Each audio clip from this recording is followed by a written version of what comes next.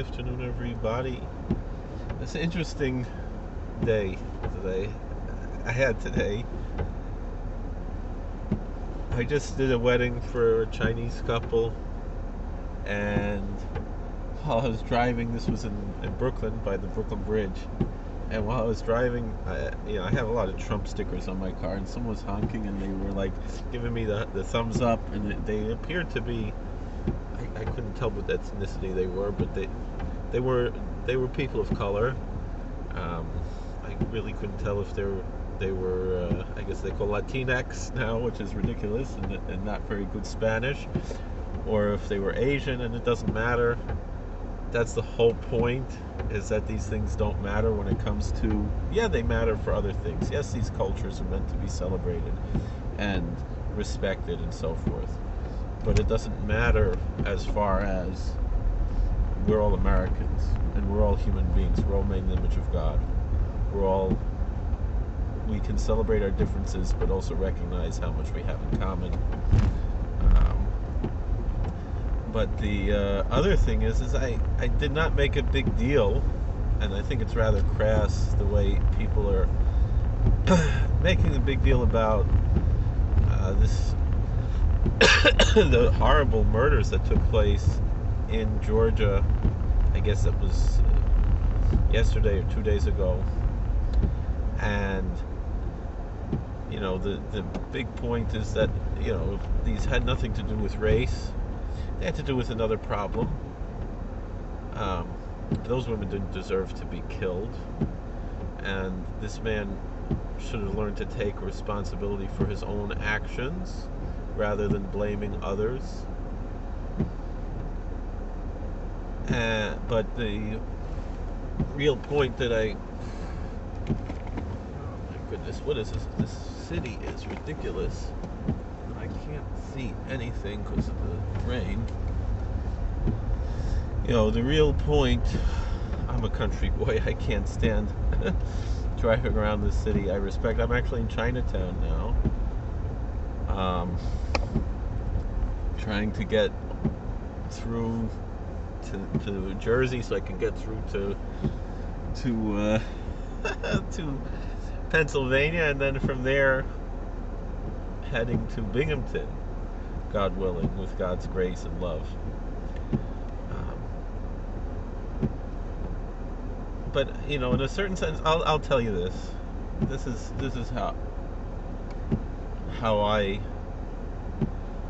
can express myself. I heard. I remember after the horrible shootings in Pittsburgh at the Tree of Life, the temple there, I guess synagogue they want to call it, whatever.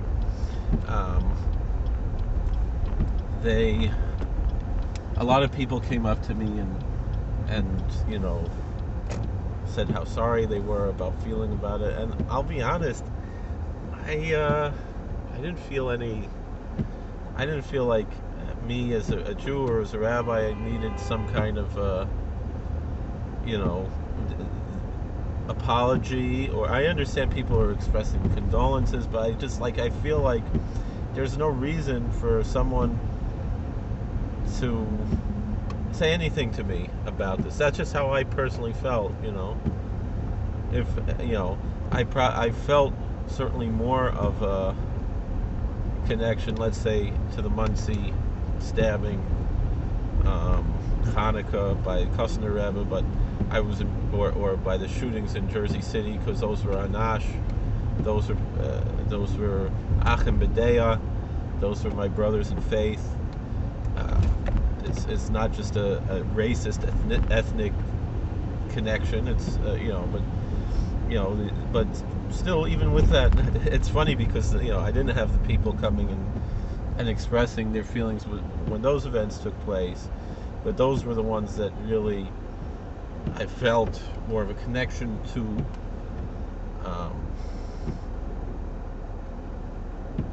And still, I still feel, and both of those were somewhat influenced by the Hebrew Israelites. I feel, we can cure this by building bridges with these communities, by welcoming them, by if they want to be Jewish, if they want to identify as Jews, and they want to learn about Judaism, and certain, there are many different groups. There's not just one Hebrew Israelite community. There are many, many different ones, and some of them share our values and our beliefs and our theology and our ideology, and those groups should be embraced into our communities and integrated into the Orthodox Jewish communities. They should be offered, if they believe they're already Jewish, it could be some kind of a gir l'chumra, kind of like the B'nai Anusim, not saying that you were never Jewish, but, to, solidify and unify our communities. I think that's a valuable way among our communities that we can do these things. Poway, I guess also, again, even if it's a different Hasidic community, but I felt much more of a connection to the Poway shooting than to Pittsburgh, to the Tree of Life.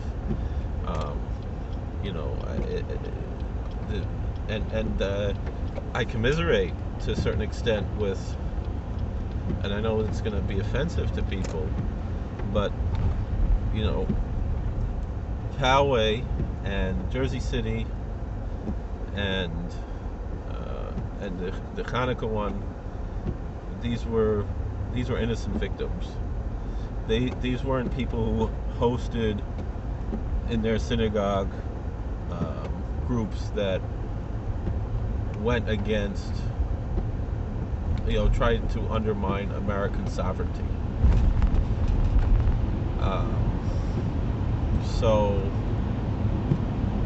But anyway, that's a different story for a different time, I guess. I'm not saying that the people who were killed in Pittsburgh deserve to be killed. Of course not.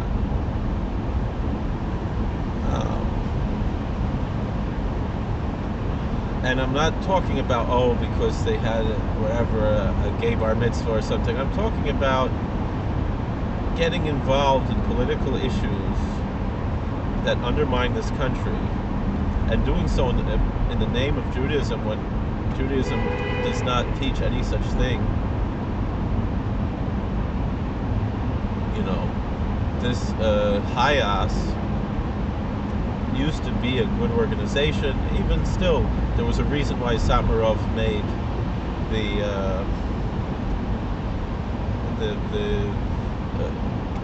Rav Tuv as instead of Hayas.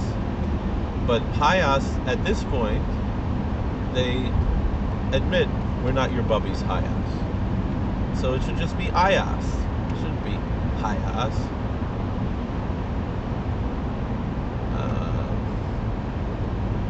There's nothing Jewish about that, as opposed to, there's nothing Hebrew about,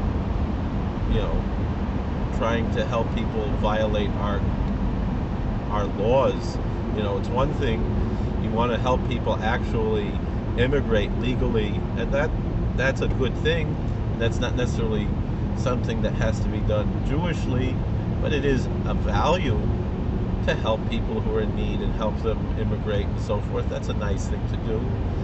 But like Mayor Kahane used to say, there's no such thing as a Jewish hospital. I was born at Long Island Jewish Hospital, and I remember even people who lived around there, they used to say, well, how can you have a name, Long Island Jewish Hospital? And they're like, well, there's Columbia Presbyterian, and they're, like, we kind of feel, and I'm talking about Jewish people, from people, and it's true in a certain sense, but and I remember Mayor Kahane used to say there's no such thing as a Jewish hospital. But the thing is that, let's say, Laniado Hospital, the Kloisenberger Rav made, that's a Jewish hospital, Maimonides Hospital has proven that they're not a Jewish hospital, So, the way that they conducted themselves during these lockdowns, and the way that they handled things. But anyway, so now I'm in Jersey City. I realize Jersey City is just right over the bridge here. So I guess it's also not too far from Williamsburg. It's probably only what 15-minute drive from Williamsburg. I don't know. So anyway, these cities scare me though. The traffic and everything. I'm a country boy. I can't handle this, but I'm trying to being on this making the videos. Anyway, it keeps my eyes on the road because I'm not looking at my phone.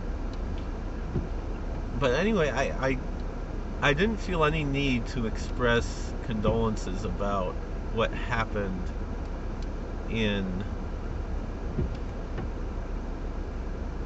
Atlanta.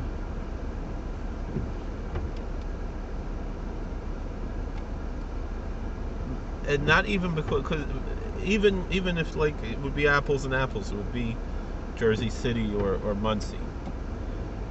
I don't feel like you need to give me some kind of condolence, for any of those.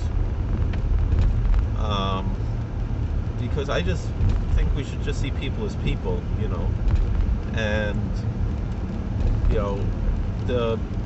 this guy who did this horrible crime, who murdered people who did not deserve to die, because of his own lack of self-control.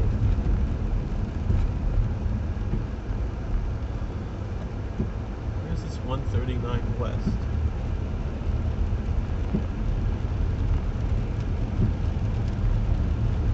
Oh, over there, Pulaski Skyway.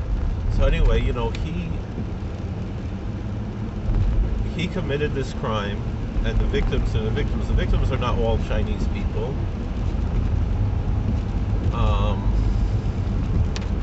And yes, Judaism does have an idea that we are, one body, just like Christians have the idea of the body of Christ, meaning the Christian community, and Muslims have the idea of the Ummah, of the Islamic communities, and Christian communities, should just say. But there is even an idea of the unified body of Christ among the various denominations of Christianity, and so too in Judaism. They got it from us. I don't mean that to be rude, but yes, indeed, the 12 tribes of Israel have a unity among the various expressions of Judaism within Torah and Halacha and Emunah.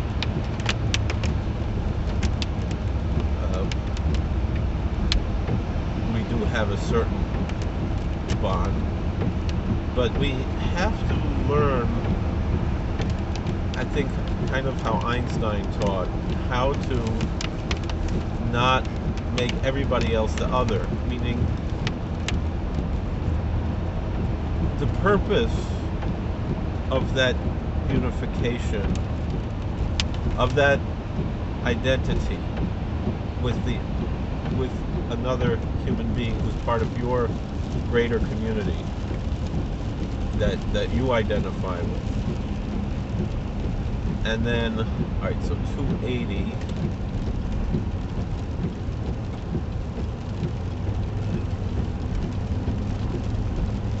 And then, going from there,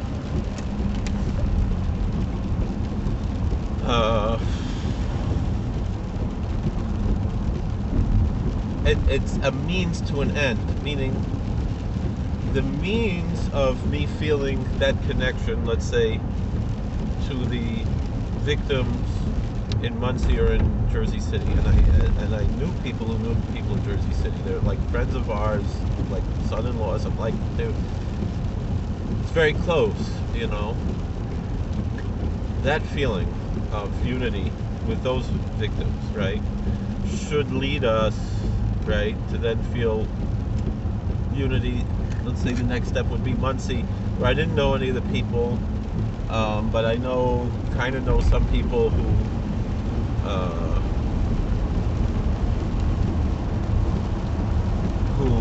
daven at that shul sometimes. That's like the next level. And then like Poway, all right, they're fellow Orthodox Hasidic, and we feel that connection. And then Tree of Life, they're not Orthodox. They're conservative and Reform, share one building, but we still feel the unity with them. But it should go to the next level where I should really feel the victimization, really, of of these women who were killed in Atlanta, right? Meaning, and not only that, but their victimization is a double victimization, because quite often they might be victims of, they might not be there willingly. I don't know the situation, and certainly it's not like an ideal. It's not, if that's how they make their living, there's some, lack of justice there, that if that's how, meaning there's some, they're down on their luck type of thing. If that's where they're holding in life, that's what they have to do, to keep a roof over their heads. And then they get blamed, meaning because, this young man, because he struggled with his self-control, instead of working on himself, he went and blamed someone who, might have facilitated his own problems and his own issues. And that's not a way to solve anything. You can never blame the next person for something you do.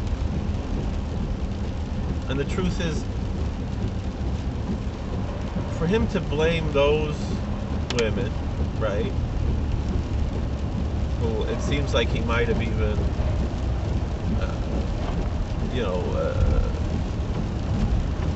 done business with them, and he's lashing out because of his own guilt. That's a problem that's symptomatic of the greater problem that we have in the world today. Meaning all of these complaints about racism, and everyone's looking to blame somebody else for their own problems.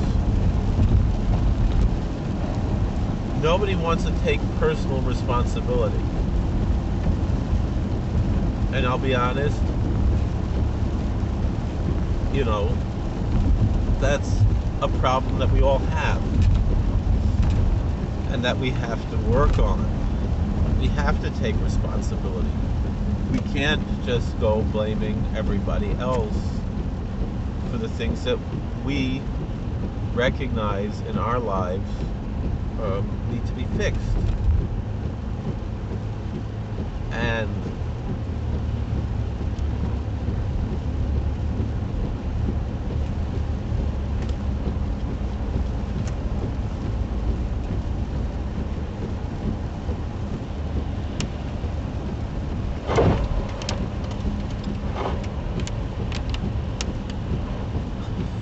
as much as I understand that this is an addictive behavior that this man was upset about and lashed out against, I cannot see to compare this, let's say, to a drug dealer.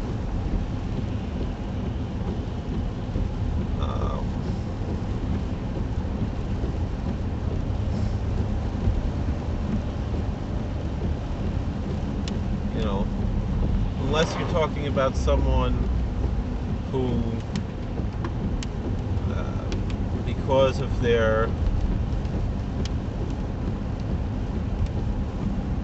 lack of being careful with certain things, with those issues, spreading a disease, and maybe that's killing someone, that could be something that it's similar talking about the drug dealer. And yes, I understand that sin is death, and that that's a problem. But sin is death in a colloquial and metaphorical way. Yes, Godel amachtioi me'ahargoi. Yes, we have that idea that someone who causes someone else to sin is worse than the one who kills him. I understand that, but still we apply the death penalty to a murderer and not to someone who is over on Lifnei Iver, who places the stumbling block before the blind. But this case, they're not causing him to sin. He's making decisions, and he has to take responsibility for that. They're facilitating the sin, yes, but there are other ways to facilitate sin. You know, the exchange of money for the facilitation of sin, I don't think makes it somehow worse than if the exchange is some cash, or the exchange is a dinner or a drink. You know, if you're not conducting yourself the way you want to according to your ethics and morals, that's on you, and you can't be going and blaming everybody else for that. So my wife just texted me that she found her engagement ring. I know she's not going to find her wedding ring because that was lost in someone else's house, but I know which house it was. But that is what it is.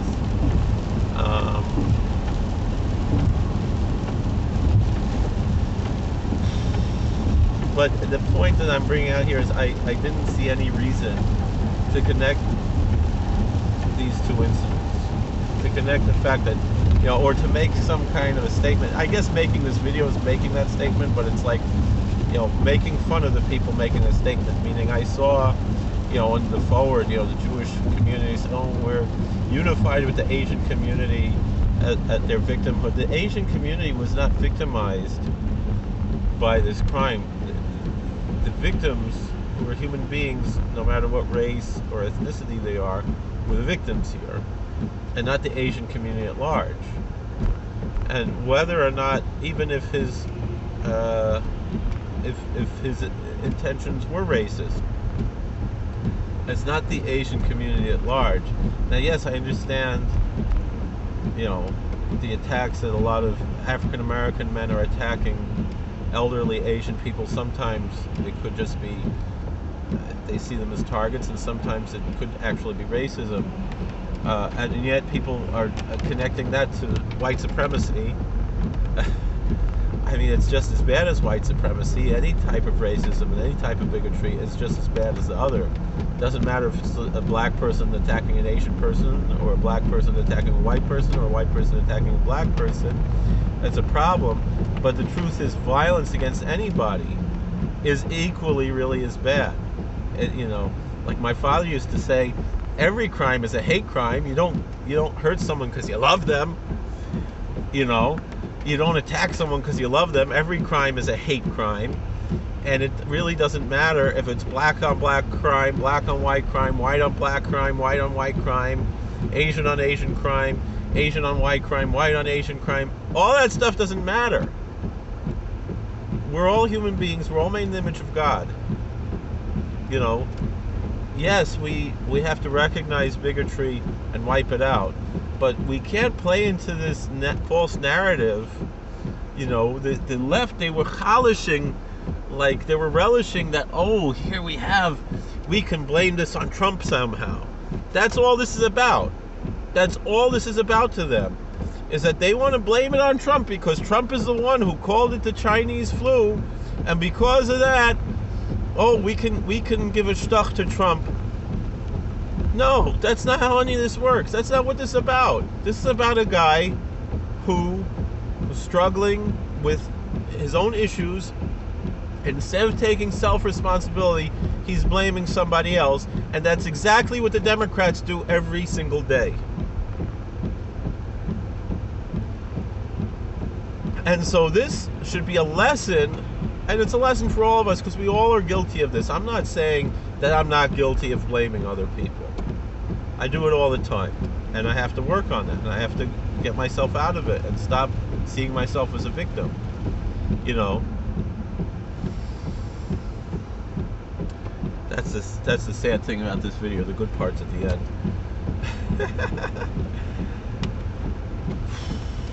And again, I'm not blaming I'm not blaming the people in Pittsburgh. They didn't deserve to get killed.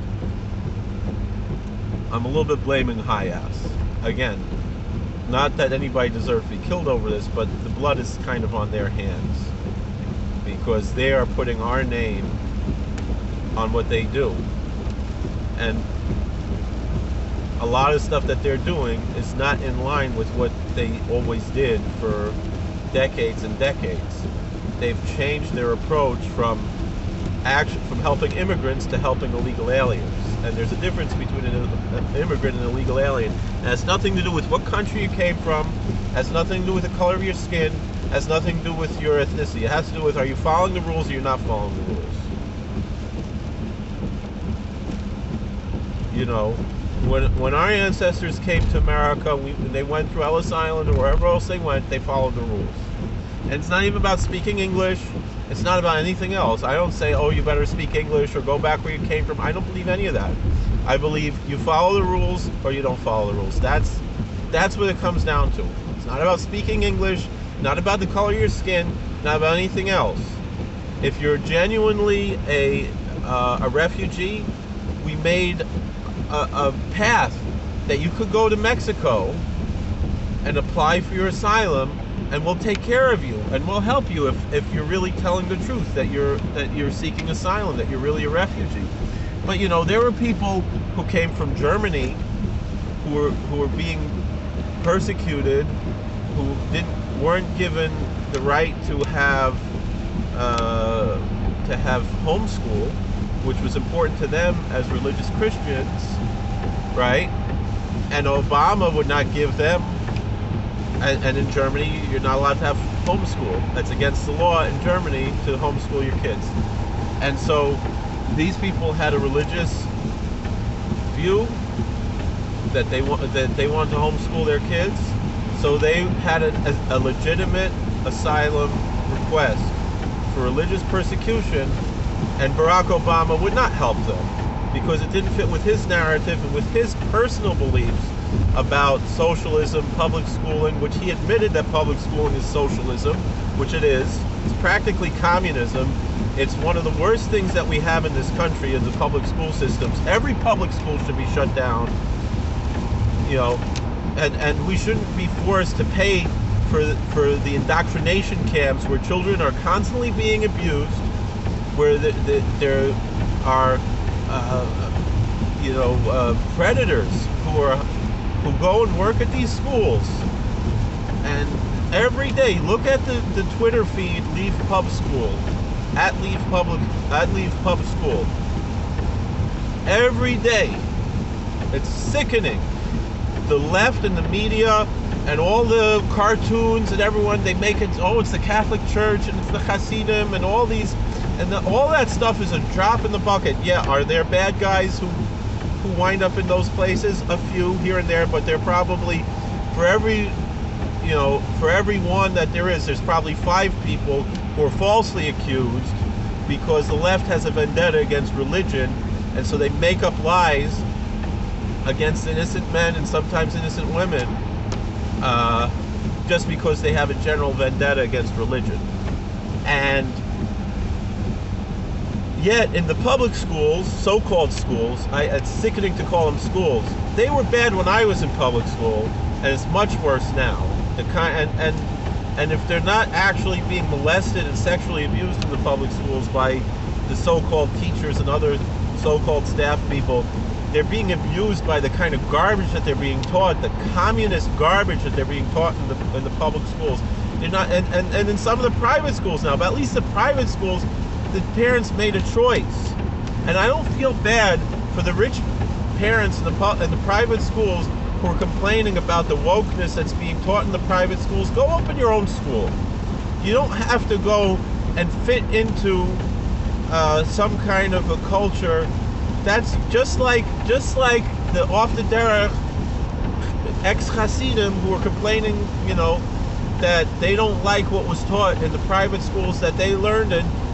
So you don't send your kids to those schools. You pick something else. The same thing. I don't feel sorry for the rich people who are complaining now that they don't like what's being taught in their private schools, that they're paying $40,000 a year or more to send their kids to those places, which, by the way, is nothing like what we pay for the Hasidic schools. Hasidic schools are like $2,000 a year, but $3,000 a year maybe. But the point that I'm saying is, I understand, the complaint, but there's something you can do about it. But there's often nothing you can do about the public schools, and we're being forced to pay for those. And and then when some people try not to pay for them, and we work on keeping the school taxes low, like in East Ramapo, they paint us as being some kind of racist. What we should do instead is in East Ramapo, team up with the Catholics to get more kids into the Catholic schools. Team up with the Muslims to get more kids into madrasas. Team up with the born-again Christians to get more kids into the Protestant schools. Instead of the failed public school garbage that goes on in this world. And you don't see South Park and Family Guy making fun of teachers in the public schools, the way that they do about Catholic priests or rabbis or whoever else. And the public schools, they get away with it because of the power of the teachers' unions. And now with the teachers' unions, they want all of their teachers to get paid for doing nothing, and they're all scared, we can't, and then they're holding the schools hostage over all the wokeness and all the garbage. Whatever, I got a message that I got to answer. Thank you for watching. God bless. Please like, share, and subscribe, comment. I don't even know what I'm saying. We'll see you later.